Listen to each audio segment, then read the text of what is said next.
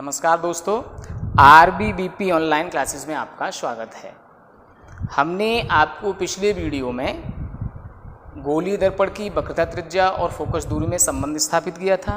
वो question 2 number में अथवा 3 नंबर में एग्जाम्स में पूछा जाता है, कई बार पूछा भी गया है। तो आप एक तरीके से ये समझें कि वो डेरिवेशन है और वो आपको याद भी करना है। इसके बाद हम आपको बता रहे थे कि प्रतिबिंब बनने के नियम, तो मैंने 2-3 बातें आपको बता दी थी, वो आपने उस वीडियो में सुन ली होंगी। फिर बताऊं तो अब सही नहीं है, लेकिन एक बात उसमें जो मैंने बताई थी वो आप जरूर याद रखें। क्या?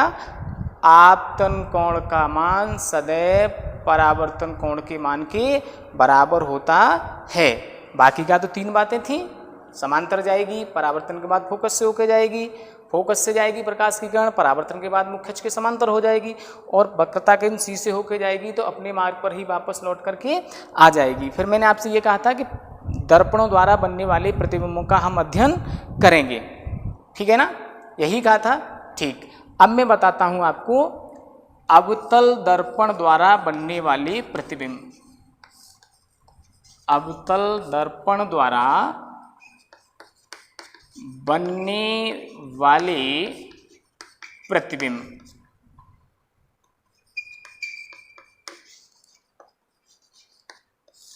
यानी image formed by concave mirror. तो आप देखेंगे इसमें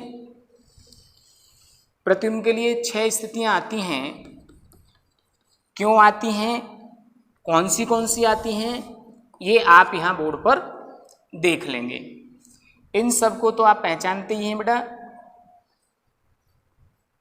ये वक्रता केंद्र है C, ये फोकस बिंदु है F, और ये दर्पण का ध्रुव है P, ठीक है ना? तो इस अवतल दर्पण के सामने वस्तु अनंत पर हो सकती है, पहला केस।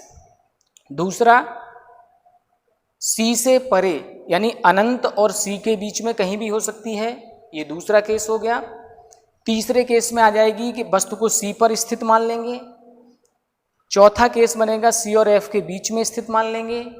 पांचवा जो केस बनता है कि F पर स्थित हो, और छठवां जो केस बनता है वो बनता है F और P के मध्य में स्थित हो, ठीक। मैं आपको ये 6 जो अवस्थाएं हैं, ऐसी स्थितियां हैं, इन सभी के किरण आरेख यहाँ बना के बता देता हूँ, ठीक है ना?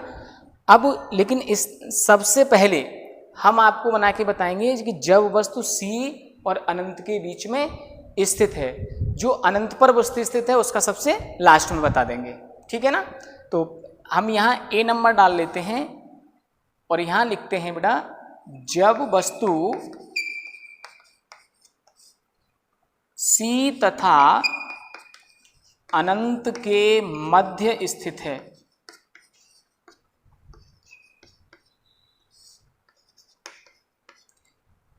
इसको दूसरा ये भी कह सकते हैं कि C से परे स्थित है।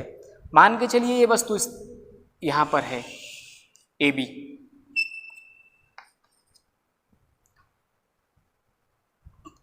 यानी वस्तु के प्रतिबिंब का किरण आरेख खींचने के लिए यह आवश्यक है कि वस्तु के एक ही बिंदु से कम 2 किरणें दर्पण पर आपतित होनी चाहिए। मैंने क्या बोला? कम से कम 2। आप 3 ले सकते हैं, 4 ले सकते हैं, ऐसी कोई बाउंडेशन नहीं है। अब मैं तो 2 से बना के बता दूंगा, फिर आप कहेंगे तो मैं 3 से भी बता दूंगा, ठीक है ना? अब यूँ को 4 से खींच दो तो वो उसमें साफ दिखाई नहीं देगा, समझ रहे हैं ना? तो कम से कम कितनी चाहिए? 2, और वो 2 किरणें एक ही बिंदु से आरंभ होनी चाहिए। इसमें एक किरण तो हमने ये मान ली, ये परावर्तन मुख्य अक्ष के समांतर है, तो परावर्तन के बाद कहां से जाएगी बेटा? फोकस से होकर जाएगी, ठीक है? ये फोकस से होकर जा रही है। दूसरी, आप यहां से लिख सकते हो F से होके, और परावर्तन के बाद मुख्य अक्ष के समांतर निकाल सकते हो, या यहां से ले सकते हैं P पर जाने दो। तो ये तो हो गया भैया CP है, ये तो अविलंब है, और ये कौन सा कोण बनेगा? आपतन कोण। जितना आपतन कोण इधर बनना है तो उतना ही परावर्तन कोण इधर भी बनेगा। ठीक है, आ रही है ना बात समझ में? सभी को ये बात आपके समझ में आनी चाहिए। बेटा ये किरण सही नहीं खिंची है, मैं इसको दोबारा से खींच देता हूं। ऊपर वाली तो सही है, ठीक। और ये आपकी यहां से ऐसे दर्शा देते हैं। जितना कोण ये बना है उतना ही कोण ये बनेगा। अब आप देख रहे हैं कि वस्तु AB के बिंदु B से चलने वाली जो दोनों किरणें हैं अवतल द्वारा परावर्तन के बाद निश्चित रूप से इस बिंदु पर काट रही हैं। और मैंने आपको परिभाषा में पीछे बताया था कि जब दो या दो से अधिक परावर्तित किरणें आपस में काटती हैं वास्तव में, तो क्या होगा? वहां बने हुए प्रतिबिंब कैसे होंगे? वास्तविक प्रतिबिंब कहलाते हैं। तो ये जो प्रतिबिंब बनना है ये बेटा आपका A' B' है। ठीक, आप देख रहे हैं वस्तु की तुलना में कैसा है? उल्टा है। वस्तु सीधी रखी हुई है और प्रतिबिंब उल्टा बनना है। और दर्पण के कहाँ बनना है? सामने बनना है। एक नंबर में आपसे किरण आरेख खिंचवा सकता है या आपसे ये पूछ सकता है कि अवतल दर्पण के सामने जब वस्तु वक्रता केंद्र से परे स्थित होती है अथवा अनंत और वक्रता केंद्र के मध्य में स्थित होती है तो वस्तु का जो प्रतिबिंब बनता है वो कहाँ बनता है? तो आप कह देंगे इस स्थिति में C और F के मध्य में ही बनता है। ठीक, अभी आपको ये भी दिख रहा है कि वस्तु बड़ी है और प्रतिबिंब छोटा है। तो इनकी स्टडी मैं अभी आपको करा रहा हूँ। जैसे और दो तीन रे डायग्राम और बना दूंगा फिर आपके समझ में आने लगेगा। क्यों? जैसे जैसे वस्तु आगे खिसकती जाएगी प्रतिबिंब पीछे पीछे आता चला जाएगा। ठीक, और प्रतिबिंब का आकार भी बढ़ता चला जाएगा। समझ में आ रहे हैं? तो अपन को यहाँ स्थितियां भी पूछ सकता है। U क्या है, H क्या, HI क्या है, HO क्या है। तो मैं आपको इस डायग्राम पर पूरी स्टडी बताता हूँ। ये तो बेटा लिखा हुआ है हाइट ऑफ ऑब्जेक्ट HO, यहाँ से लेकर के यहाँ तक, और यहाँ से यहाँ तक जो आएगा वो आएगा हाइट ऑफ इमेज। इसको हम लोग कहते हैं HI। किसी किसी बुक में प्रतिबिंब की ऊंचाई को I लिया गया है और वस्तु की ऊंचाई को O लिया गया है, लेकिन हम ऊंचाई के साथ आपको सफिक्स में HI और HO लिख के बता रहे हैं। दर्पण के ध्रुव से वस्तु तक की जो दूरी होती है इसको हम लोग कहते हैं बेटा U। क्या कहते हैं? U। गोलीय दर्पण के ध्रुव से वस्तु तक की दूरी को क्या कहेंगे? U। ठीक, और प्रतिबिंब तक की दूरी को हम लोग क्या कहते हैं? V कहते हैं। तो यहां तक की दूरी तो ये हो जाएगी V, और इसे तो आप जानते ही हो F कहते हैं। क्या कहते हैं? F कहते हैं। ठीक है ना। अब यहाँ एक टेबल बना देते हैं, इसमें उन स्थितियों को हम लिख देते हैं। इसमें ये पूछा जाता है कि प्रतिबिंब की स्थिति कहाँ है, क्या बनेगा, M कैसा है, HO कैसा है, HI कैसा है, इन सबको मैं यहाँ दर्शा देता हूँ। ठीक है ना।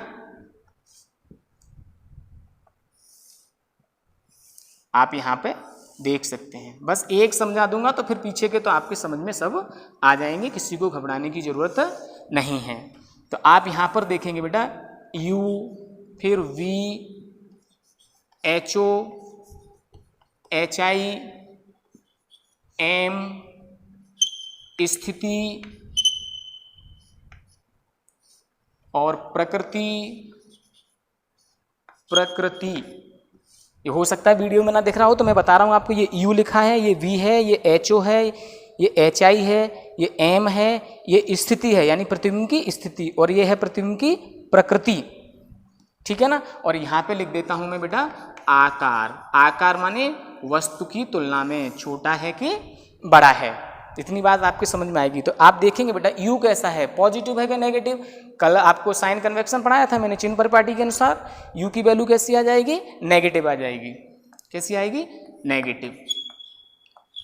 और B कैसा आएगा? प्रतिबिंब इधर ही बनना है, ये भी कैसा आएगा आपका? नेगेटिव आएगा। हाइट ऑफ ऑब्जेक्ट HO बेटा मुख्य अक्ष के ऊपर है, कैसा आएगा? पॉजिटिव। ठीक, अब बात आती है HI की। HI कहाँ है? मुख्य अक्ष के नीचे है, कैसा आ जाएगा? नेगेटिव। M एम क्या है यहाँ पर, मैं अभी इस डायग्राम के बाद पहले एम की चर्चा करूंगा, क्योंकि एम की चर्चा मैं पहले करता तो ये चित्र मुझे तब भी बनाना पड़ता।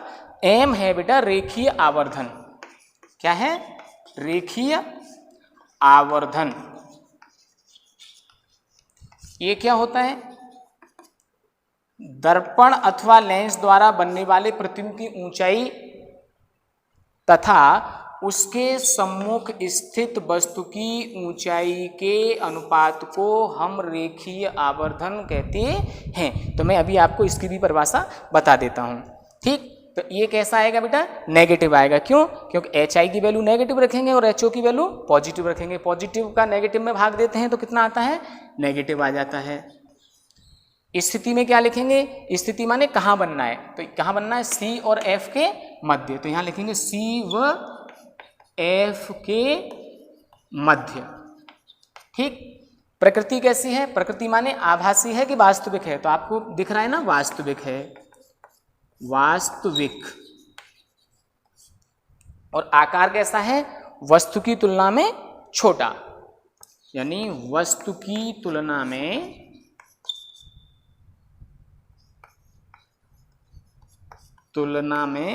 छोटा।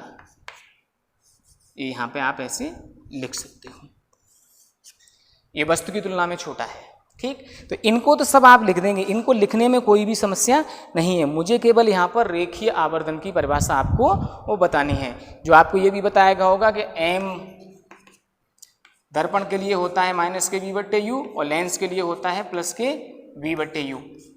ठीक है ना, आ रही बात समझ में? तो ये दर्पण के लिए ऐसा माइनस का क्यों होता है, लेंस के लिए प्लस का क्यों होता है, ये भी बता दूंगा। क्यों? क्योंकि आपको एक परिभाषा आनी चाहिए कि जो रेखीय आवर्धन है उसकी परिभाषा सही यही है कि किसी भी दर्पण अथवा लेंस द्वारा बनने वाले प्रतिबिंब की ऊंचाई तथा उसके सम्मुख स्थित वस्तु की ऊंचाई के अनुपात को हम उसका रेखीय आवर्धन कहते हैं। इस रेखीय आवर्धन को अनुप्रस्थ आवर्धन भी कहते हैं। दूसरा नाम और इसको आप नोट कर सकते हैं, अनुप्रस्थ आवर्धन। क्या कहते हैं बेटा इसको? अनुप्रस्थ आवर्धन। आवर्धन। ठीक है ना, इतनी बात समझ में आ रही है? तो अब इस टेबल को तो आप भर देंगे, आगे मैं और चित्र बनाऊंगा तो इसी में आपको आसानी से भरवाता चलूंगा। लेकिन मैं आपको ये बात बता दूं कि H I Batto H O का जो मान है वो दर्पण के लिए माइनस के बी बट्टे यू क्यों होता है और लेंस के लिए प्लस के बी बट्टे यू क्यों होता है, क्योंकि जब मैं लेंस पढ़ाऊंगा तो आपको इसको भी सिद्ध करा दूंगा प्लस के बी बट्टे यू क्यों होता है। ठीक है ना, तो अभी आप इसको देखें। तो रेखीय आवर्धन की परिभाषा आप लिख लेंगे, मैंने बोल दी है। ठीक है ना, m बराबर क्या होता है वास्तव में? एच आई बटे एच ओ। ठीक, अब इस एच आई बटे एच ओ की वैल्यू है वो माइनस के बी बटे यू के बराबर होगी। तो आप मुझसे ये कह सकते हैं कि हाँ सर हमारे समझ में आ गया कि m बराबर माइनस के बी बटे यू होगा। ओके, तो जरा देखो कैसे होगा। आप यहां से देखें कि जो त्रिभुज समकोण त्रिभुज बी ए पी दिख रहा है हमको ये, और बी डैश ए डैश पी दिख रहे हैं, ये दोनों बेटा समरूप त्रिभुज हैं। कैसे त्रिभुज हैं? समरूप त्रिभुज। और आपने 9th क्लास में पढ़ा होगा त्रिभुजों की समरूपता में क्या होता है कि समरूप त्रिभुजों की संगत भुजाओं के अनुपात एक समान होते हैं। तो हम देख रहे हैं कि समरूप त्रिभुज बी ए पी तथा यहां लिखेंगे बी डैश ए डैश पी में, आप देखो कितना आ सकता है। अब ये भी कोई आपके पास बाउंडेशन नहीं है कि सर हम ए बी पहले लेंगे कि ए डैश बी डैश पहले लेंगे। किसी भी त्रिभुज की भुजा को आप पहले लिख सकते हो, चाहे तो ए बी बटे ए डैश बी डैश लिखो, चाहे ए डैश बटे ए डैश बी डैश बटे ए बी लिखो। तो मैं यहाँ लिख रहा हूँ ए डैश बी डैश बटे ए बी, यानी इस त्रिभुज का अभिलंब बटे इस त्रिभुज का अभिलंब। अब आधार इसी का पहले लिखना होगा जिसका अभिलंब पहले लिखा है। तो यहाँ आप लिखेंगे बराबर होना चाहिए ए डैश पी बटे ए पी। अब जरा देखो बेटा, चिन्ह सहित मान रखेंगे हम, चिन्ह सहित मान रखने पर रख दो चिन्ह सहित मान। ए डैश बी डैश की वैल्यू एच आई का मान नेगेटिव आएगा, क्यों? क्योंकि मुख्य अक्ष के नीचे है, तो यहाँ लिखा जाएगा माइनस एच आई बटे एच ओ कैसा आएगा? पॉजिटिव, क्योंकि मुख्य अक्ष से ऊपर है, equal to a dash P की वैल्यू देखो यहाँ से यहाँ तक की वैल्यू कितनी आएगी? माइनस के वी, ठीक है ना। और बेटा ए पी की वैल्यू कितनी आ जाएगी? ए से लेकर के पी तक की वैल्यू कितनी है? ये माइनस का यू, ये यू है नीचे वाला। अब आप देख लो, इस माइनस से ये माइनस कट जाएगा, तो यहाँ आएगा एच आई बटे एच ओ माइनस का इजिकल टू बी बटे यू। अब इस माइनस को मैं इधर भेज सकता हूँ, ठीक है ना। तो अब नीचे जगह नहीं है तो मैं यहीं भेज दे रहा हूँ। अगला स्टेप आप खुद लिख लेंगे कि ये वाला माइनस मैंने इधर भेज दिया। अब ये क्या लिखा हुआ है? एच आई बटे एच ओ को आप क्या कहते हो? देखो ऊपर एम माइनस के बी बटे यू। इसीलिए दर्पणों में रेखीय आवर्धन का मान माइनस के बी बटे यू लिखा जाता है। सेम इसी प्रकार से वहाँ मैं आपको हल कराऊंगा, तो दर्पण जो लेंस का डेरिवेशन आएगा, लेंस में एच आई बटे एच ओ का मान यहाँ पॉजिटिव आएगा, इसीलिए लेंसों के लिए रेखीय आवर्धन एम बराबर प्लस के बी बटे यू लिखा जाता है। किसी को भी भ्रमित नहीं होना है, मैं आपसे फिर कह रहा हूँ।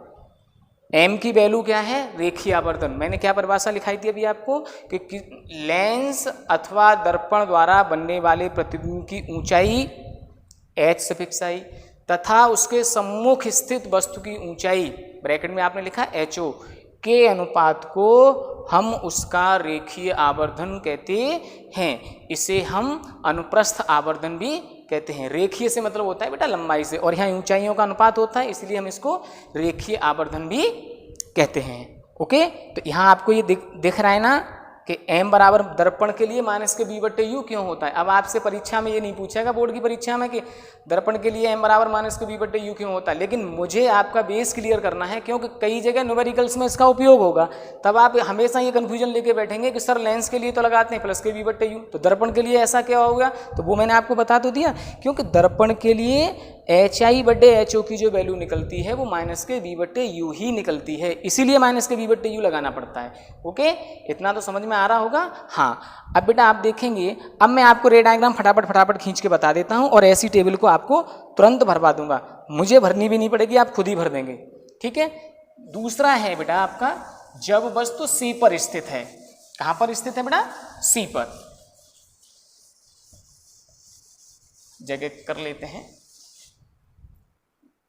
बी नंबर आपने लिखा, जब वस्तु सी पर स्थित है। ये आपका गोली दर्पण कौन सा वाला है बेटा? अवतल। ये P और ये C, इसके बीच में होना चाहिए यहाँ F। आप लोग स्केल से माप के रे डायग्राम खींचेंगे तो आपको बिल्कुल स्थितियां भी सही आएंगी, आकार भी सही आएंगे, और एक नंबर में पूछ लिया जाता है। ठीक है ना, तो वस्तु यहाँ रखी हुई है सी पर, आप खुद ही देखेंगे अभी कि वस्तु सी पर रखी है तो इसका प्रतिबिंब भी सी पर ही प्राप्त हो जाएगा। ओके, ये वस्तु ए बी है।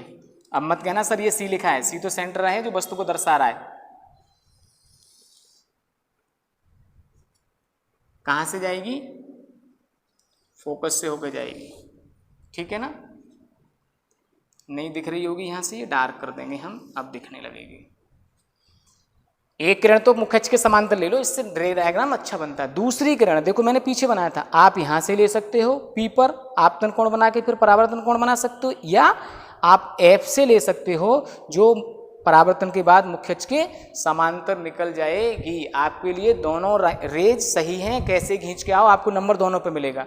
चाहे तो आप यहां से खींचो, नो सही नहीं है,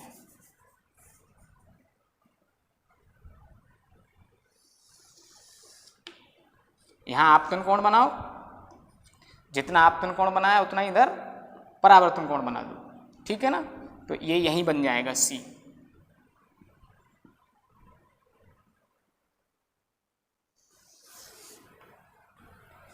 ये प्रतिबिंब कहाँ बनेगा? सी का, सी पर ही बनेगा।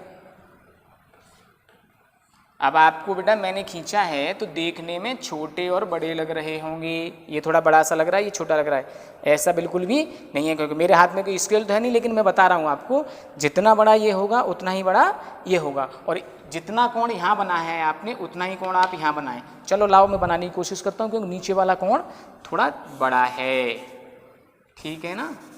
लो करता हूँ कोशिश पूरी दोबारा से।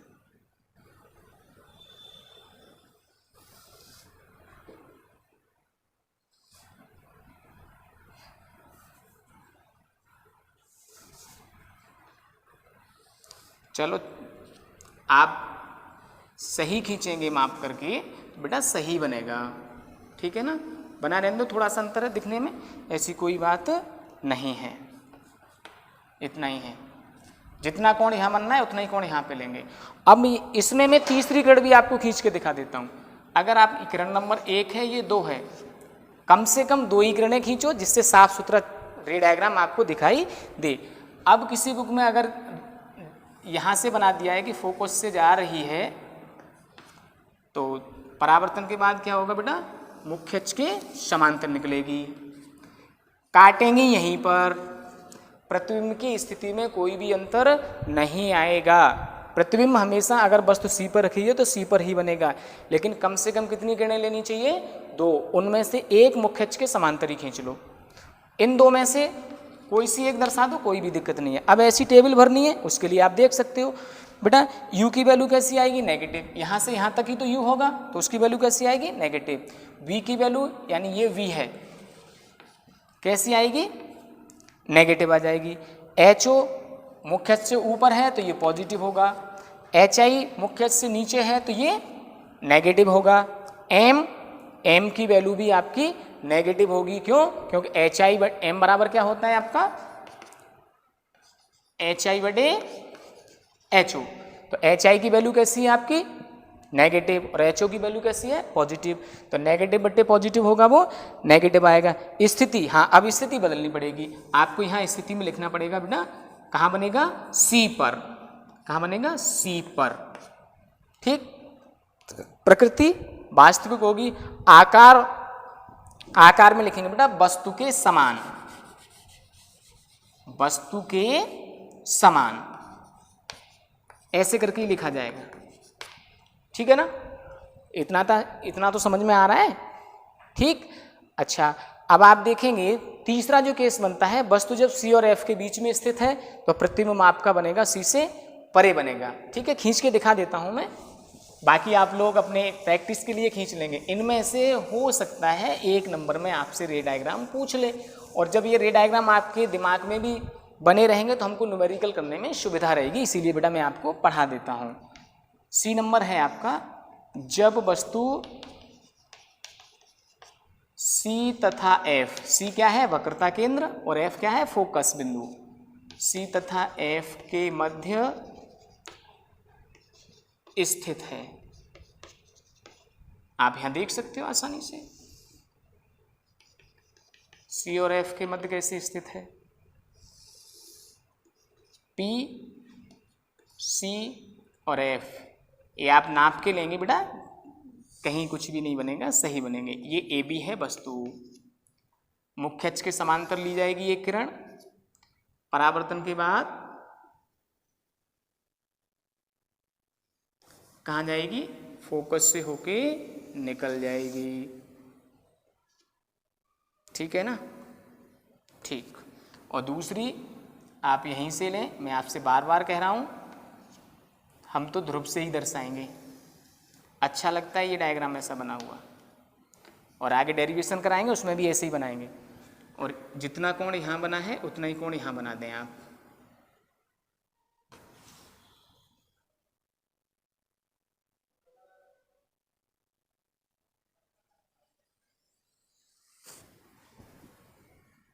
ये यहाँ बनना है, ये दोनों यहाँ काट रहे हैं बेटा, C से परे, ठीक है ना। तो यानी जब वस्तु C और F के मध्य उपस्थित होगी तो प्रतिबिंब कहाँ बनेगा बेटा, C से परे बनेगा। और आप देख रहे होंगे कि वस्तु की तुलना में बड़ा है, ठीक है, मैंने जैसे रे डायग्राम खींचे वैसे आप भी खींचेंगे, मैं आपसे बिल्कुल भरोसे के साथ कह रहा हूँ, एक बार खींच के देखना जरूर मिल जाएंगे। अब इनके लिए भी लिखेंगे u की वैल्यू नेगेटिव, क्योंकि यहाँ a से लेके p तक की वैल्यू कैसी आएगी, नेगेटिव आएगी। v की वैल्यू कौन है बेटा, a डैश से लेके p तक, ये भी कैसा आएगा, नेगेटिव आएगा। ho कैसा आएगा, पॉजिटिव, क्योंकि मुख्य अक्ष से ऊपर है। hi कैसा आएगा, ये रहा मुख्य अक्ष से नीचे है। m फिर वही बात है, m की वैल्यू होगी हमारी hi बटे ho, यानी नेगेटिव बटे पॉजिटिव, तो नेगेटिव ही आएगा। स्थिति आप बदल देंगे, स्थिति में क्या लिखेंगे, c से परे, क्या लिखेंगे, c से परे, ठीक है ना। प्रकृति में वास्तविक ही लिखेंगे और आकार में लिखेंगे बेटा वस्तु के आकार से बड़ा,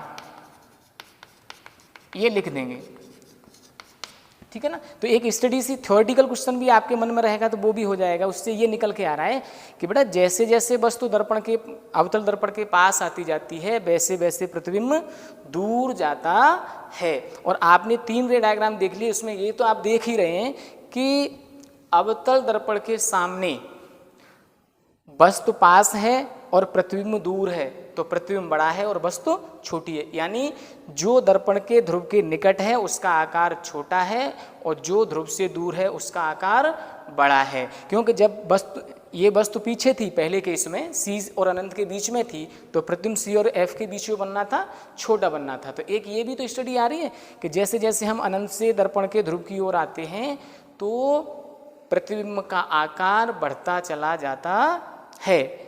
जब वस्तु C पर होती है तो प्रतिबिंब C पर बनता है, उसका आकार कैसा होता है, एक समान, वस्तु के समान होता है।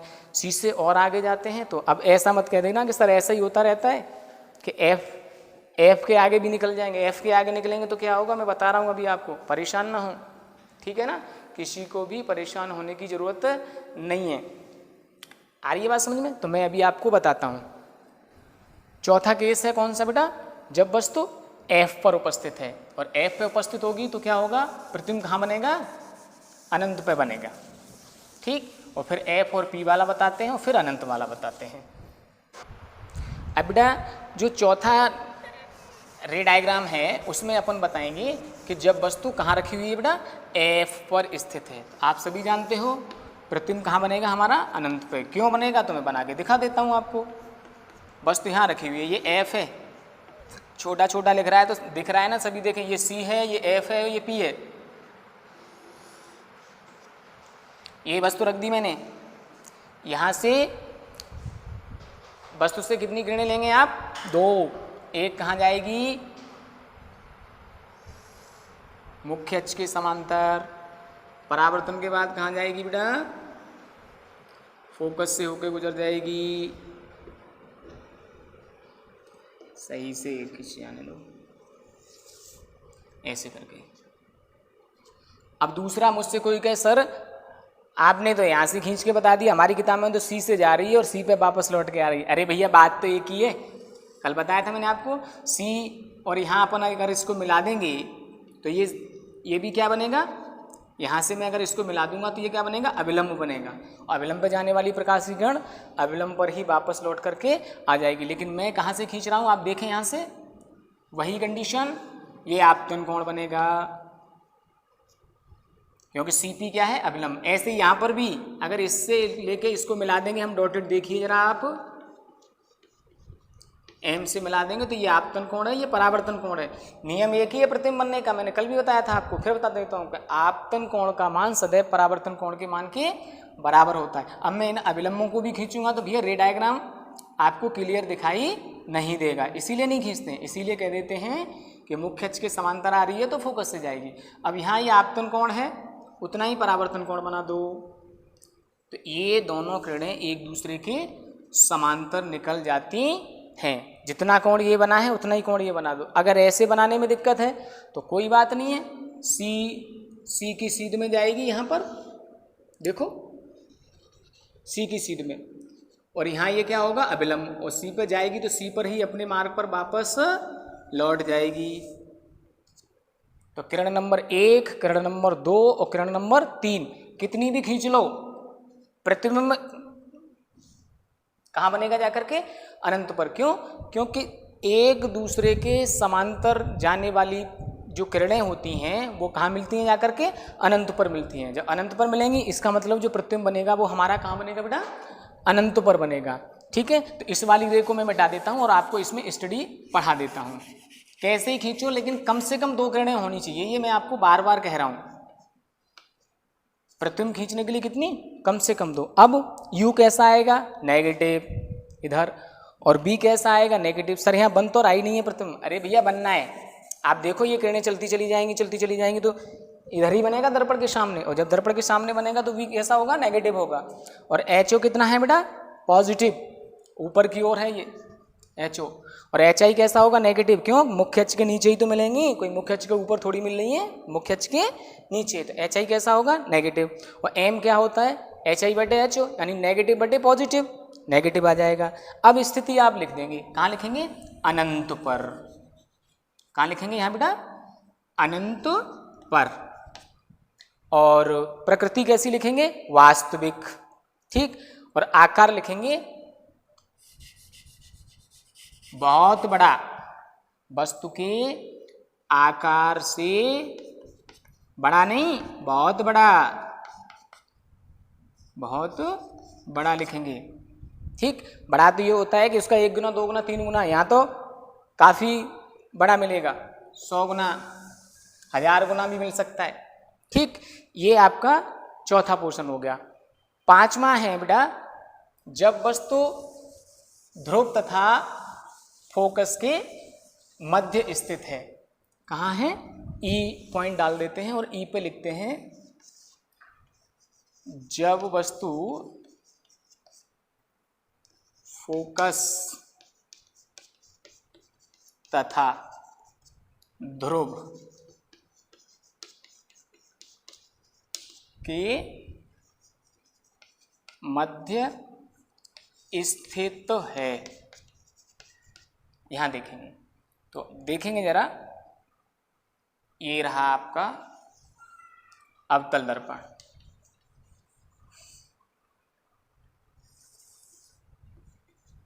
ये C और ये F, वस्तु रख दी मैंने यहां। देख लो AB ये रखी हुई है,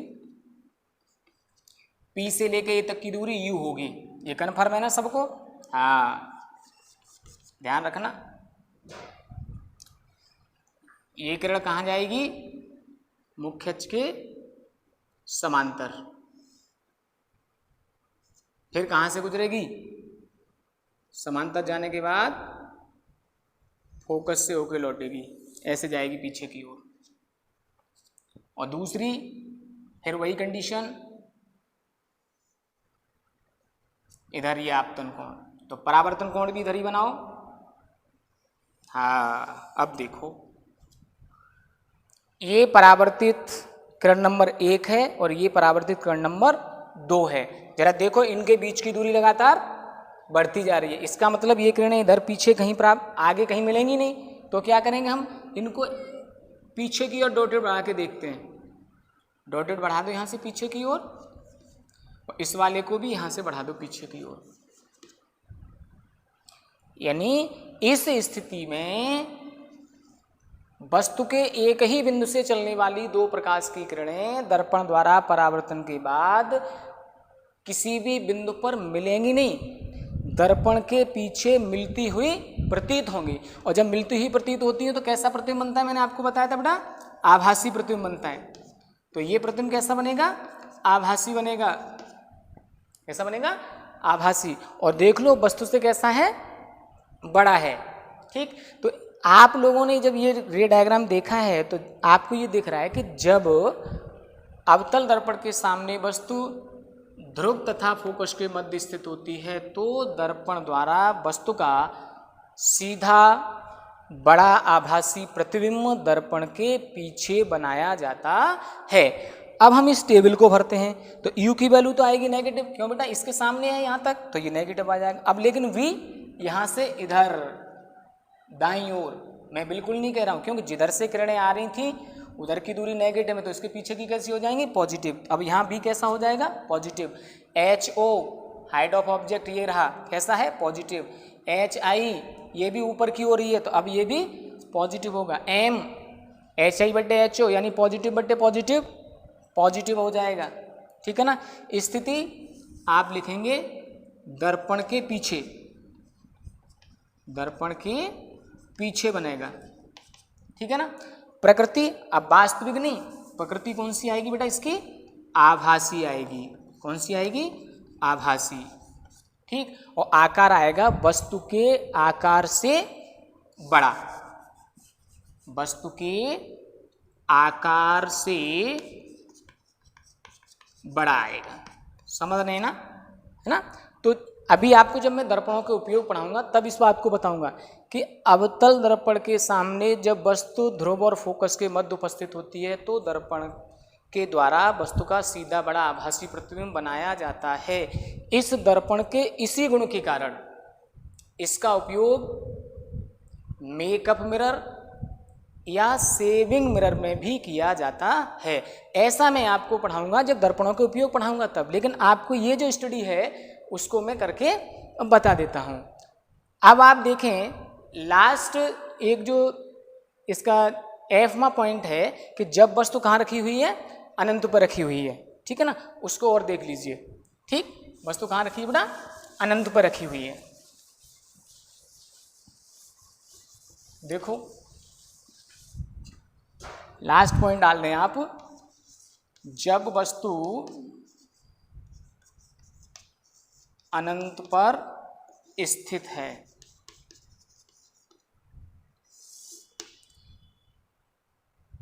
ऐसा मैं बिल्कुल भी नहीं कहूँगा कि अनंत से आने वाली प्रकाश की किरणें सदैव दर्पण की मुख्य अक्ष के समांतर ही होंगी, बिल्कुल भी नहीं। वो मुख्य अक्ष के समांतर भी हो सकती हैं और मुख्य अक्ष के साथ किसी कोण पर भी हो सकती हैं, लेकिन वो किरणें आपस में एक दूसरे के समांतर होंगी, ये बात आपको बिल्कुल सुननी पड़ेगी। यानी अनंत पर अगर कोई वस्तु स्थित है तो वहाँ से जो भी दो किरणें चलेंगी वो आपस में एक दूसरे के समांतर होंगी, चाहे वो मुख्य अक्ष के समांतर हों या किसी कोण पर हों, लेकिन आपस में समांतर होंगी। तो मैं आपको बेटा दोनों डायग्राम बता देता हूँ, मुख्य अक्ष के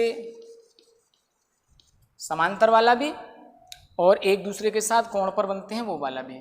देख लीजिए, ये P है, ये C है, ये F है, यानी जो किरणें आ रही हैं वो कैसी आएंगी, एक दूसरे के समांतर। अब मैं इसको मिटा दूं थोड़ी देर के लिए, क्या है, कोई दिक्कत नहीं है। यहां देखते हैं, आपस में समांतर होंगी, ऐसा मैंने आपसे कहा है। एक किरण तो ये आ रही है और दूसरी किरण आ रही है ये, देख लो, ये दोनों आपस में समांतर हैं लेकिन मुख्य अक्ष के समांतर नहीं हैं। फिर कह रहा हूं, अनंत पर कोई भी वस्तु स्थित है उससे चलने वाली किरणें आपस में समांतर ही होंगी। वो मुख्य अक्ष के समांतर भी हो सकती हैं और मुख्य अक्ष के साथ किसी कोण पर भी हो सकती हैं, ठीक। अब बेटा इसके लिए आप देखेंगे यहाँ से ये परावर्तित होगी तो आपतन कोण परावर्तन कोण के बराबर लेना पड़ेगा। तो C से जब हम इसको ये डॉटेड रेखा को मिलाएंगे तो आपतन कोण बेटा यही तो बनेगा, इतना आपतन कोण है तो इतना ही परावर्तन कोण होना चाहिए। तो ये F है, तो ये वस्तु, ये वाली जो प्रकाश की किरण है वो यहां से होके गुजर जाएगी।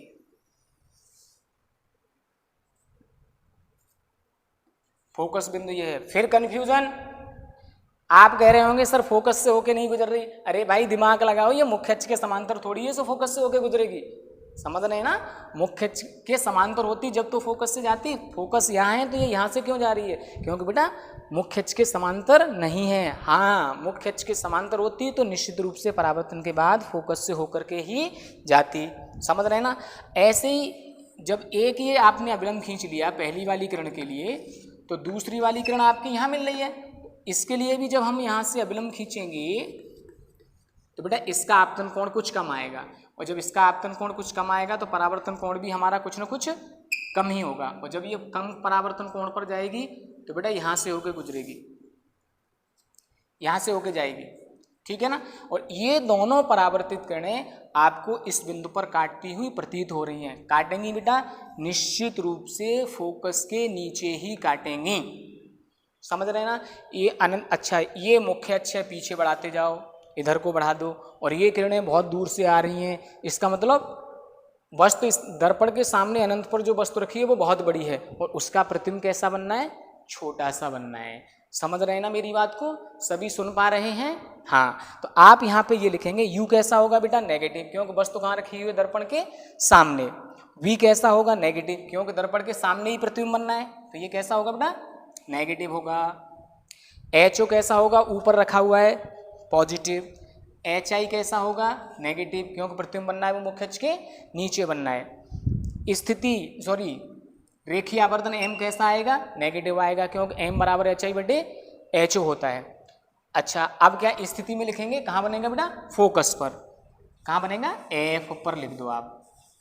कहाँ बनेगा, F पर। और प्रकृति कैसी होगी, वास्तविक, वास्तविक होगी। कैसी लिखी जाएगी, वास्तविक। और आकार में आप लिखेंगे बेटा वस्तु से बहुत छोटा।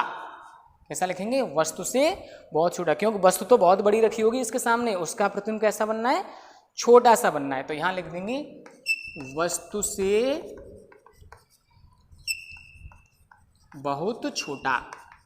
ठीक है ना, आ रही बात समझ में? हाँ, अब हो सकता है समझ में ना आ रहा हो, क्यों, क्योंकि आपने 10th क्लास में एक रे डायग्राम पढ़ाया कि जिसमें समांतर किरणें आ गई, गुरुजी ने परावर्तित करके फोकस पे दर्शा दी। ऐसे मैं भी आपको 1 मिनट में खींच के बताता हूँ कि आपने 10th क्लास में कौन सा पढ़ रखा होगा। लेकिन ये सही है, इससे ये टेबल भी पूरी हो जाती है और आप लोगों को ऐसा दिखता भी है कि वस्तु इतनी बड़ी थी और उसका प्रतिबिंब छोटा सा बन रहा है। लेकिन जो मैं दूसरा रे डायग्राम आपको खींच रहा हूँ, जो आपको पसंद आता है, शुरू से ही पसंद होगा, ये 2 किरणें हैं, ये कहाँ आ रही हैं, एक दूसरे मुख्य अक्ष के समांतर हैं और आपस में समांतर हैं, इसका मतलब अनंत से आ रही हैं। तो हाँ, ये मुख्य अक्ष के समांतर हैं, तो निश्चित रूप से परावर्तन के बाद कहाँ से जाएंगी, फोकस से होकर जाएंगी। ये आप कन्फर्म मान लें, कहाँ से गुजरेंगी, फोकस से होकर गुजरेंगी। तो ये कहाँ काटेंगी, फोकस पर। अब अनंत तक चलते चले जाओ, वस्तु इतनी सी तो रखी होगी, तो उसका प्रतिबिंब कैसा बन गया, बिंदु प्रतिबिंब। तो आपके दिमाग में एक ही बात फीड हो जाती है कि वस्तु अनंत पर होती है तो उसका बिंदु प्रतिबिंब बनता है। बिंदु प्रतिबिंब नहीं बनता है, अनंत पर स्थित वस्तु का प्रतिबिंब दर्पण के फोकस पर बनता है, लेकिन वस्तु की तुलना में बहुत छोटा बनता है। ठीक है ना, अभी आपको मैंने केवल M के बारे में रे डायग्राम बताए हैं, M का मान भी ज्ञात करना हम आपको बता देंगे। ठीक है ना, और इससे आगे कल के वीडियो में हम आपको पढ़ाएंगे कि दर्पण के लिए UVF में संबंध क्या होता है। आप वीडियोस को देख रहे हैं, मैं इतनी धीमे भी बोल रहा हूँ और जो भी हमारी क्लासेस चल रही हैं उसमें सभी गुरुजी की ये कोशिश है कि आप आसानी से लिख सकें। फिर भी अगर किसी भी स्टूडेंट को दिक्कत है, लिख नहीं पा रहे हैं, तो बेटा वीडियो को देखें, यानी उसको सुनना बहुत ज़रूरी है। अगर वो सुना हुआ आपके समझ में आ जाएगा, तो हमने अपने स्कूल में ये व्यवस्था कर रखी है कि जो भी स्टूडेंट नोट्स चाहते हैं वो आगे दर्शाए गए नंबर्स पर व्हाट्सएप करके जानकारी ले सकते हैं, उनको वहाँ से नोट्स प्रोवाइड कराए जाएंगे। उसके लिए विद्यालय की जो भी व्यवस्था होगी वो आपको विद्यालय में बता दी जाएगी। ठीक है ना, इन चीज़ों का ध्यान रखें। वीडियोस को देखते रहें, लाइक करते रहें, जिससे हम वीडियो को नई ऊर्जा के साथ आपके सामने प्रस्तुत करते रहें। धन्यवाद।